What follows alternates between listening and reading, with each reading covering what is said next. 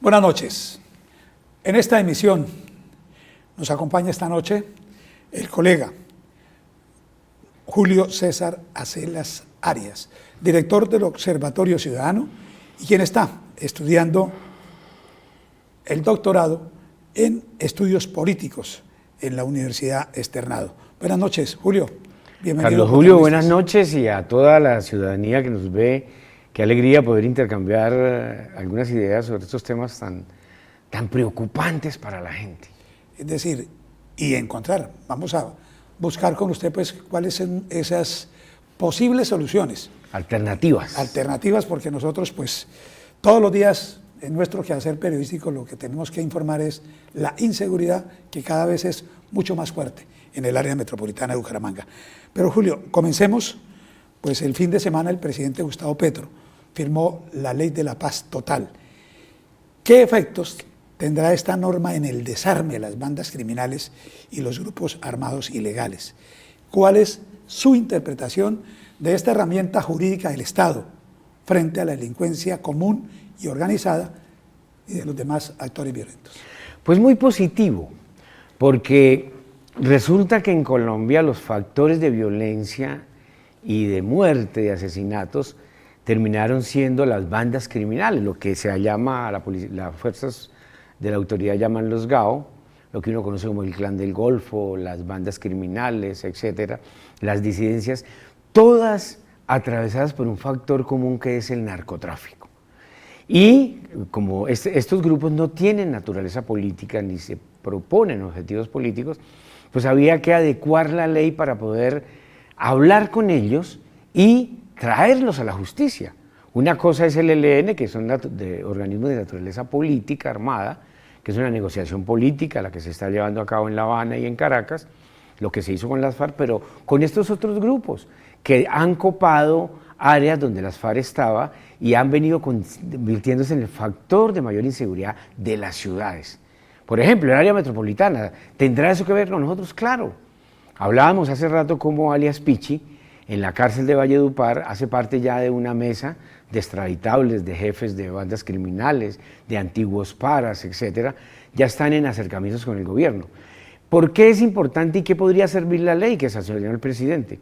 Porque detrás del negocio que maneja Pichi en el área metropolitana, por ejemplo, con el Clan del Golfo, hay miles y miles de jóvenes excluidos de los barrios que encontraron en el tráfico de drogas un ingreso para ellos y sus familias y una manera de organizarse en combos y pandillas y parches. Entonces, todos esos muchachos que dependen del narcotráfico en las barriadas, en la cumbre, en el norte, en la Comuna 14, la ley se abre como una oportunidad en la medida en que ellos se entreguen a la justicia, logren un acuerdo con el gobierno e incluyan a esos miles de muchachos.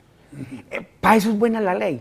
Antes, los procesos de paz no contemplaban eso, porque solamente se dedicaban a negociar a los jefes, a las cúpulas, y la mayoría quedaban sueltos, por ahí con un auxilio, con una mensualidad, con un proyecto productivo, pero eso no tenía ningún efecto.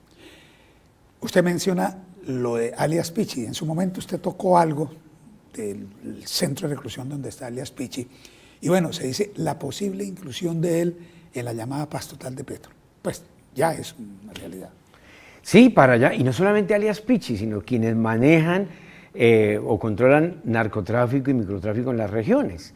Alias Pichi no es solo, eso no es un tema de jíbaros de barrio, como nos lo hace ver a veces la policía.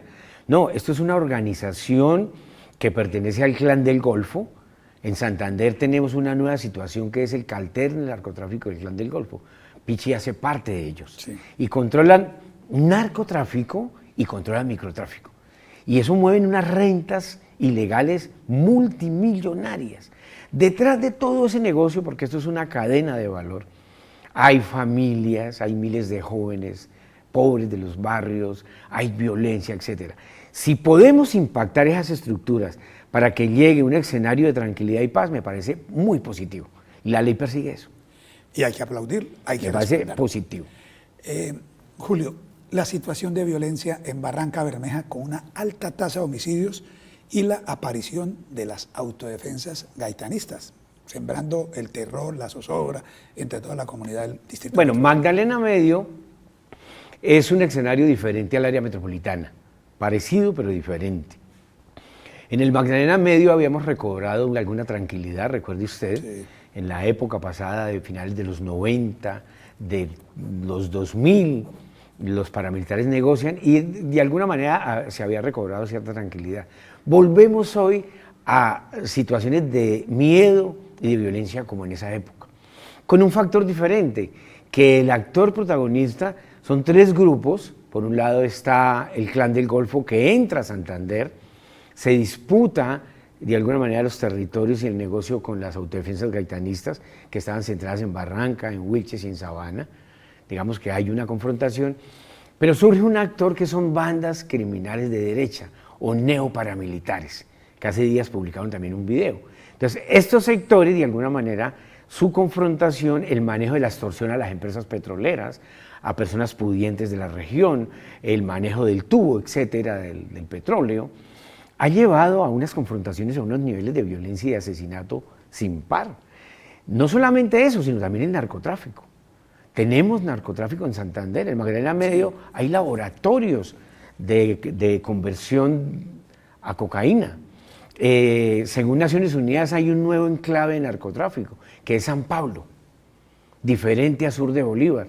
Estamos cerca de la zona de mayor producción del país, 44.000 hectáreas, que es Tibú. Catatumbo. Todo eso hace caja de resonancia aquí en el área metropolitana. Pero lo del Magdalena Medio es eso, y súmele un elemento gravísimo, que tiene que ver con la masacre del Landazuri, que es la minería ilegal. Hay un descontrol impresionante de explotación ilegal, altamente contaminante y depredadora de oro y de carbón. ¿Qué es lo que? Pues son esos elementos. Detrás de la minería ilegal hay grupos armados, hay rentas ilegales, hay disputas, hay armas y hay, por supuesto, empresarios criminales. Esto no son pequeños mineros ancestrales, no. El presidente lo dijo el jueves antepasado. Estamos ante la presencia de bandas criminales muy poderosas. Y bien armadas, además. Bien armadas. Bueno, entraremos al final, pues, profundizar algo de esta zona, del municipio de Bolívar, porque poca atención, digamos que nunca se le paró atención, porque hace unas semanas el alcalde de Bucaramanga estuvo en protagonista y se decía que el ingreso sin control de la droga a Santander pues es la que ha llevado al incremento de las ollas del microtráfico aquí en el área metropolitana de Bucaramanga. Enhorabuena, empezaron a reconocer. Sí. Después de unos estudios que hemos revelado nosotros, vino una alerta temprana de la Defensoría, recuerde usted, hace 6 meses. Empiezan a reconocer que este no es un tema de expendios en el barrio, del jíbaro, de la esquina, de la moto, no. Aquí hemos señalado que el área metropolitana opera un nodo de narcotráfico suave. Es decir, que no va acompañado de control de territorio, de ejércitos armados, de vendetas permanentes como en la costa o en Cali, etcétera. No. Aquí viven los capos del narcotráfico muy poderosos, viven sus familias y de aquí controlan el negocio para la costa atlántica y para el nororiente. Pasa la ruta de la marihuana del Cripi, la única terrestre que hay hacia Venezuela, pasa por Bucaramanga, la exportación de cocaína a Venezuela, a Estados Unidos y a Europa, y todo lo que, la resonancia que recibimos del Magdalena Medio. O sea, tenemos un fenómeno de narcotráfico. Claro que la alcaldía ni la policía va a acabar el narcotráfico, porque este es un tema muy complicado, pero sí pueden hacer una cosa, eso deja un excedente en la ciudad y están disparados los consumos. Muchísimo. Los consumos en los barrios, estamos viendo droga a unos niveles que nunca lo hemos visto. Muchachos obteniendo renta ilícita para sobrevivir, para sus ingresos. Lo que sí a uno le preocupa es que uno no ve una política ni una estrategia rigurosa de las autoridades civiles para prevenir los consumos y evitar los abusos de droga. Ahí estamos al garete. Sí. Ahí se puede hacer algo. Que es el punto de referencia que decíamos al comienzo, cómo pues plantear esas sugerencias desde la óptica de una persona como en el caso de usted, Julio César, que se ha caracterizado, se ha preparado y maneja los temas, maneja las cifras, conoce. Es decir, ¿cuáles son las recomendaciones para controlar realmente este tema y hacer esas campañas de prevención. La Fiscalía nos dijo que el año pasado habían desmantelado 29 bandas. El alcalde antier dijo que llevaban 54. Entonces, eso me parece un resultado extraordinario. Pero si son las bandas, si son los cabecillas. Entonces, si uno amplía el foco y se mete a averiguar qué hay detrás de eso, entiende esto. Primero, que la mayoría de bandas que capturan son jíbaros de barrio, expendedores, etcétera, que no impactan el negocio.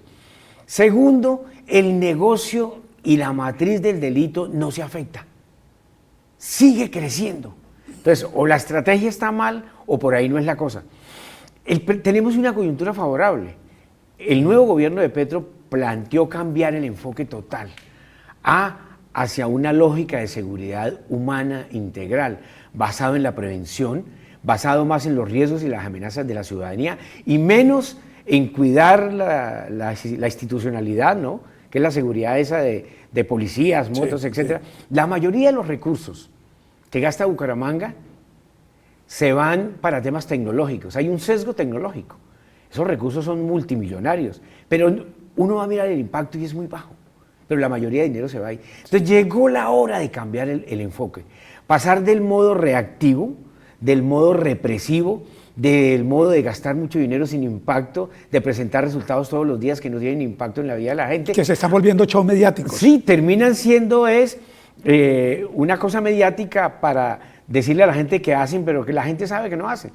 A un modo Petro, a un modo de seguridad humana preventiva. Estuvimos en los diálogos vinculantes de la UIS. El martes yo estuve en la Comisión de Seguridad y en esa comisión se ventilaron de todos los participantes 3 consensos. Primero, hay que cambiar los enfoques. Los actuales fracasaron, las estrategias. 2, hay que fortalecer una política de prevención. No hay. Aquí el único programa de prevención viene de la alcaldía de Lucho Borges, que es el de las barras. Y eso fracasó porque las barras se nos convirtieron en un problema de orden público. No hay política preventiva. Y 3, se tiene que hacer una transformación radical de la policía. Es decir, si la policía no cambia el chip, que es un poco lo que viene haciendo a nivel nacional, si no cambia el enfoque, si no cambia la manera de ver los problemas, de ver al ciudadano, de ver a los jóvenes, no pasa nada. Hay que hacer una transformación radical de la policía. Y estas ciudades siguen en el modo antiguo. Sí, usted decía dejar el modo Duque y pasar al modo Petro.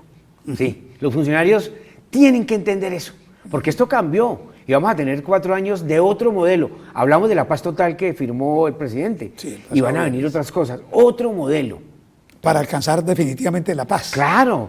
Con todos esos actores que fueron desconocidos por los gobiernos anteriores. Claro. Y sobre todo que se centren los recursos en una política preventiva, en inteligencia y conocimiento del tema riguroso. Tenemos secretarías del Interior, una cosa lamentable, que no tienen equipos de expertos, no hay asociaciones con las universidades, con la gente que sabe.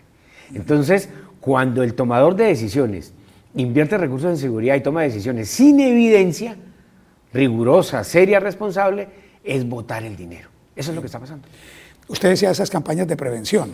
Decían los diálogos que hemos tenido con algunos líderes de barrios del área metropolitana de Bucaramanga, dicen, me sorprendieron cuando dijeron y hablaron de ollas buenas. Yo dije, ollas buenas, ¿cómo así? Sí, son las ollas que en sus barrios evitan que haya delitos, que haya violencia, que haya azonadas, pero luego salen a cometer, como se dice, las fechorías hacia otros sectores. Ese es un poco el sinónimo de lo que pasaba en las zonas rurales cuando las FARC, que controlaban zonas, en esas zonas no pasaba mucho delito, pero tenían un control, impartían justicia, pero de manera ilegal. Eso es lo que se llama como una paz romana, ¿no? Una calma chicha. Es decir, hay control ahí, pero bajo la tutela de un grupo ilegal que controla de manera autoritaria. Ese no es el modelo ideal de tranquilidad, pero existe. Vea, hay una pérdida total de la confianza y la credibilidad en las autoridades. A propósito de los positivos mediáticos que la policía presenta todos los días con las alcaldías, la gente no les cree nada. La última medición, Carlos Julio, del DANE de Pulso Social, hace 8 días, nos situó 87% de percepción negativa de inseguridad en Bucaramanga. Altísimo. Tercer puesto, nos gana por 5 puntos Cali y Cartagena. Y en 2 años, de julio del 20 a julio del 22, la percepción negativa de la gente para salir de día a la calle se dobló del 33 a 64. Es decir, hay miedo de salir de día. Eso no lo teníamos. ¿Por qué? Porque no hay confianza en las autoridades, la gente no cree en la policía, menos en los funcionarios de las alcaldías. Se perdió toda la confianza. Y pues precisamente era lo que tenía aquí, esa inseguridad que está disparada y desbordada, ¿cierto? Y por supuesto los ciudadanos están atemorizados ante esta situación, pero hay otro hecho más importante, Julio. El pasado viernes conocimos igualmente un informe que no solamente involucra a Bogotá, a Colombia, sino al mundo, es las mujeres. 8 y en algunos casos 9 de 10 mujeres se sienten inseguras, se sienten en peligro, se sienten en riesgo, que comienza desde un piropo, pero creen que un piropo no es nada salvaje, pero un piropo termina en un homicidio, termina en un feminicidio. Sí, hay grupos sociales, en este caso las mujeres, los niños, e incluso los jóvenes que son muy vulnerables, digamos, tienen factores de riesgo más que otros. Claro, pues hemos visto cómo, por ejemplo, las estaciones de Metrolínea se convirtieron en unos sitios absolutamente inseguros. Una mujer sola no puede llegar allí porque la atracan. No se puede caminar por la calle porque viene una moto, le arrebata el bolso y la manda al suelo y la fractura. Hay muchísimos casos. Entonces, uno a veces dice, bueno, en una época le echamos la culpa a los venezolanos. Resulta que los venezolanos se están yendo. Me contaba un líder ayer de San Francisco, me decía, Julio, me parece bien, la cosa se ha calmado un poco porque los venezolanos se están yendo. Pero bueno, ¿pasó la situación? No, siguen robando, siguen atracando. Entonces los factores están aquí. Los factores están acá. ¿Cómo desmantelar y cómo evitar que bajen los indicadores de percepción negativa de seguridad? Primero hay que fortalecer en confianza a las autoridades. La gente ya sabe que por más anuncios, por más cosas, no va a pasar nada. No les cree. 2, hay que cambiar los enfoques de la policía. En la policía hay un fenómeno de corrupción, Carlos Julio. Muchísimo. Todos los líderes de los barrios saben que la policía sabe dónde están las ollas, los jíbaros y los delincuentes mayores, y no pasa nada. Muchísima policía recibe coimas de estas bandas. Hay fenómenos de corrupción, no toda, porque la policía en sí es un cuerpo valeroso, valiente, que hay que respaldar, pero hay fenómenos de corrupción. Y ojalá y enhorabuena que el nuevo gobierno entre, el presidente lo ha dicho cada rato. Y ahí la ley que está la modificación, claro, precisamente. Entonces, ojalá... excluir la policía del Ministerio de Defensa. Ojalá que recuperemos el policía del barrio. Yo me crié en el barrio Álvarez, Albania, a comienzos de los 80, y sabíamos dónde vivía el policía. Y frente a cualquier hecho de violencia intrafamiliar, un borracho que se alteraba, una riña, uno iba y llamaba al policía del barrio, y el policía del barrio controlaba, uno se sentía seguro. El policía ciudadano. Recuperemos el policía de la gente, no el policía que llega a agredir, que llega a insultar, llega armado de fusiles y que no tiene mínimos para manejo constructivo de conflictos, para transformar conflictos pacíficamente. No, es un policía que en muchas ocasiones agrede y no tiene la formación. Hay que cambiarle el chip a la policía. Sí. Bueno, Julio, hay muchos temas más para tocar, pero bueno, lo importante es esto. Y lo que usted recomienda, dejemos a un lado el modo Duque y pasemos al modo Petro. Ese es el llamado a las autoridades. Y dejar mucho show también. Sí, porque, claro, uno entiende los funcionarios, como la gente los controla, los critica, las redes, ¿no? Que no hacen nada, pues ellos en un desespero reactivo, porque lo contrario de la prevención es la reacción. Y ellos son campeones en reaccionar. O sea, reaccionan apenas, pero eso no sirve para nada. Sí. Entonces salen a hacer hechos mediáticos, show mediáticos, a mostrar, a inflar cosas, a veces manipulan las cifras, son muy buenos para eso, pero abajo la percepción de la gente, la confianza de la gente, el miedo de la gente es total. La gente se siente sola, al garete. Bucaramanga se volvió una ciudad de miedo, una ciudad donde caminar de noche es muy difícil. Sí, es una ciudad que si usted se descuida, usted no puede ir tranquilo a un bar, a un café, a tomarse una cerveza de noche, a un restaurante, porque existe el miedo de que los van a atracar. Y ese es un fenómeno que no lo teníamos. Bueno, muchas gracias, Julio. A usted, Carlos Julio, y bueno, a toda la ciudadanía, gracias por la atención. Julio César Acelas Arias, director del Observatorio Ciudadano, nuestro invitado esta noche en Protagonistas. El tema de palpitante actualidad. Cómo realmente entre todos recuperar, como lo dice nuestro invitado, ha concluido recuperar esa tranquilidad, poder salir con toda la seguridad de que no nos va a pasar nada. Después de la pausa comercial, estaremos con los zumbidos del avispero.